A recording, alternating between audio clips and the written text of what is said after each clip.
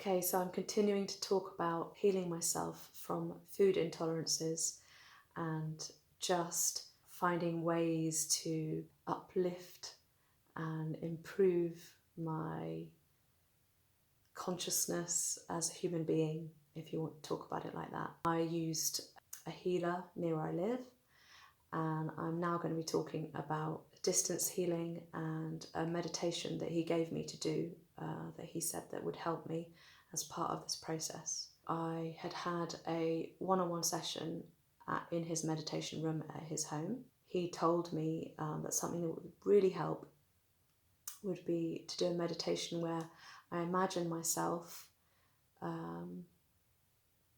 basically underwater, so that the water comes up and comes up even higher, so much that it's completely submerging you. And then you stay like that and you notice how that feels. And then in time, when you're ready, the water will start lowering. And then you leave a little bit of water just around your feet for another bit of time. And then you can notice when all of that water is gone, how it feels.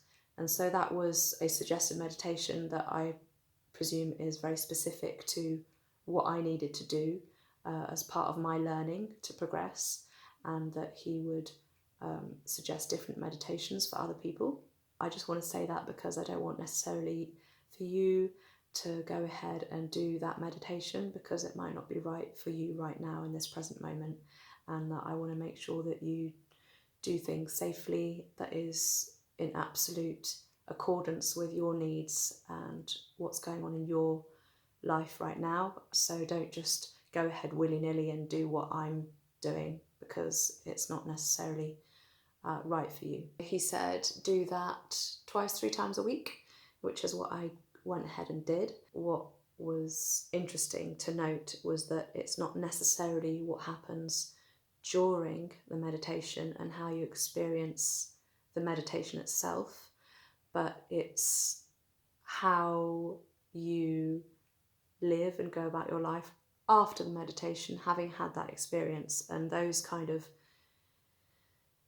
changes that take place in your day-to-day life. For me, I found that meditation very constricting, and I noticed that it was kind of making me notice how kind of disconnected I was from the world around me and the people in my life, and that I was kind of hiding so much of myself. I couldn't be authentic, I couldn't be honest, I couldn't show parts of myself that meant something to me, because I just wasn't able to. I didn't know how to go about it. It's not the way I had lived. I would maybe do it with certain people in my life that I felt really confident and at ease with. That's how I lived that kind of meditative experience, that I noticed that I wanted to kind of dive out of that, being under cover of water, being hidden from the world, being hidden from life, and to come out and express myself fully and connect really properly with people and deeply with people, not just me but them as well. So there's that proper kind of giving and receiving. That was a really interesting process, and now it's something that I don't continue to do those meditations. I don't feel like it's necessary. I've learned what I needed to learn from those meditations, and now I've kind of moved on. I'm going to talk briefly about the healing in person that I did with him, because the pressure points that he used and the reaction that I had to that physical healing was really intense. And I said to him, I feel like I either want to be sick or I want to scream.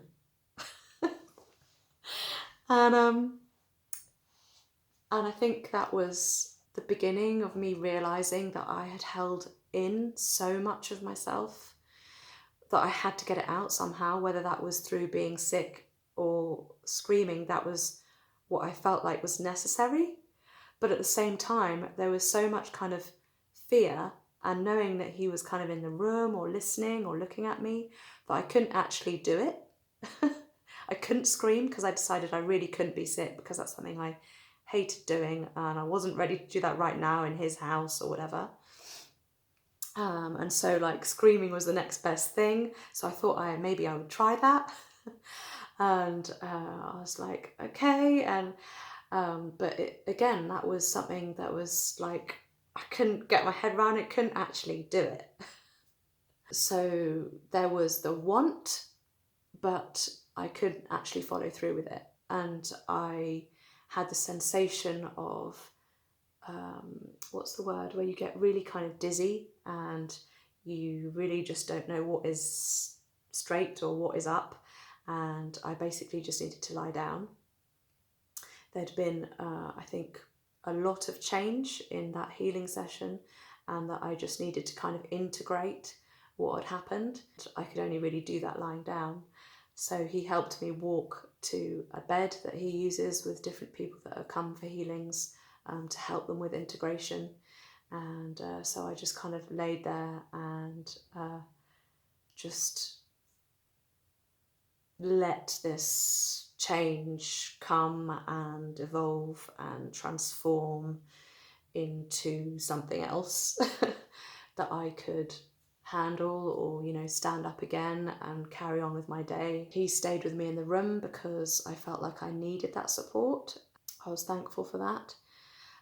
Later on, I was able to stand up, and he opened the windows, and I stood by the windows at the beautiful view, and we spoke a little bit. He made me feel very at ease and supported, because, you know, what I'd just gone through might have been very, like, a huge amount of change, and I kind of needed that reassurance, I suppose, and he was there to give that to me. And then after some time, I was able to drive back home again. He said that when you eat your meal tonight, I'll be with you.